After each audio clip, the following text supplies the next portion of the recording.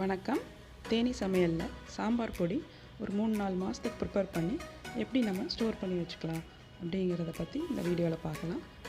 இதுக்கு மிளகாய் வத்தல் 1/2 கிலோ நல்லா வெயிலில் போட்டு காய வச்சு எடுத்துடணும்.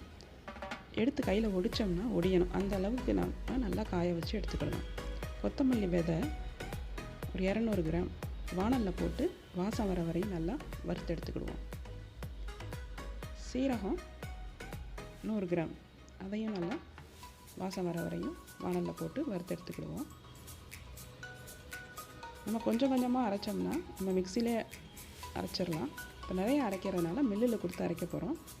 மிளகு 50 கிராம்,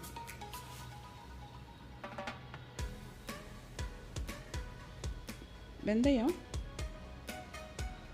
ஒரு 50 கிராம். வெந்தயம் கருகிடாமல் லேசாக சூடானா போதும், இல்லைன்னா ரொம்ப கசப்படிக்கும். கடுகு 50 கிராம். இனி உளுந்தம்பருப்பு 50 கிராம் நல்லா செவந்து வாசம் வர வரையும் உளுந்தம்பருப்பை வறுத்து எடுத்துக்கிடணும். நம்ம இதில் மொத்தமாக ஒரு 13 பொருள் போட்டு அரைக்க போகிறோம். உளுந்தம்பருப்பு செவந்து நல்லா வாசம் வர ஆரம்பிச்சிருச்சு. இனி துவரம்பருப்பு ஒரு 50 கிராம், அதை நம்ம நல்லா வறுத்து நம்ம ஏற்கனவே வறுத்து வச்சுருக்க பொருளோடு சேர்த்துக்கிடலாம்.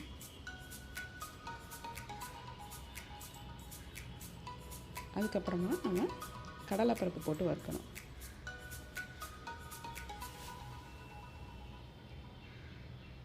கடலைப்பருப்பு 50 கிராம்.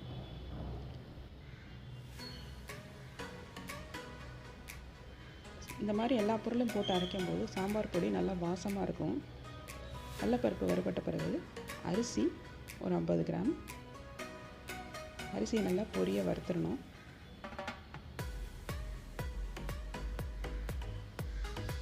அரிசி நல்லா பொரிஞ்சதுக்கப்புறமா இனி நம்ம உப்பு, கருவேப்பிலை, பெருங்காயம் தான் சேர்க்க போகிறோம். உப்பையும் நல்லா சூடு பண்ணி சேர்த்துக்கிடுவோம். உப்பு உங்களுக்கு தேவையான அளவு நம்ம சேர்த்துக்கலாம்.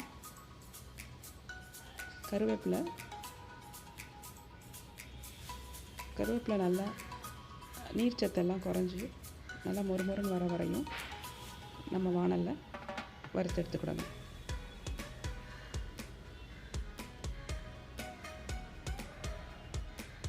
கருவேப்பிலை வறுத்ததுக்கப்புறமா பெருங்காயம் கட்டி பெருங்காயம் யூஸ் பண்ணோம்னா நல்ல வாசமாக இருக்கும். அதனால் கட்டி பெருங்காயம் கொஞ்சம் சேர்த்து அதை லேசாக எண்ணெய் விட்டு வறுத்தோம்னா பொரிஞ்சிடும். ஆறுனதுக்கப்புறமா ஈஸியாக அது அரைக்க வரும். லேசாக எண்ணெய் விட்டு அதை நம்ம பொரிய வறுத்து எடுத்துக்கிடுவோம்.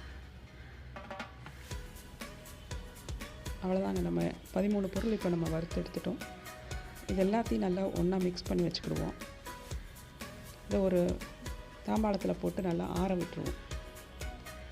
இந்த ஹீட் எல்லாம் குறைஞ்சதுக்கப்புறமா நம்ம இதை ஏற்கனவே நம்ம காய வச்சு வச்சுருக்கிற வத்தலோடு சேர்த்து அரைக்கணும். இப்போ நிறையா இருக்கிறதுனால நம்ம இதை மில்லில் கொடுத்து அரைச்சி வாங்கிடலாம். நீங்கள் இது 1 வாரம் 2 வாரத்துக்கு தேவைன்னா இதை அளவை நீங்கள் கரெக்டாக இதிலேருந்து டிவைட் பண்ணி எடுத்து வீட்டிலே மிக்சிலே அரைச்சி வச்சுக்கலாம். அரைச்சி வந்ததுக்கப்புறமா ஒரு பேப்பரில் விரித்து நல்லா ஆற விட்டுட்டு இதை ஏர்டைட் கண்டெய்னரில் க்ளோஸ் பண்ணி வச்சுக்கணும். இந்த வீடியோ உங்களுக்கு பிடிச்சிருந்தா லைக் பண்ணுங்கள், ஷேர் பண்ணுங்கள், மறக்காமல் சேனலுக்கு சப்ஸ்கிரைப் பண்ணுங்கள். தேங்க்யூ.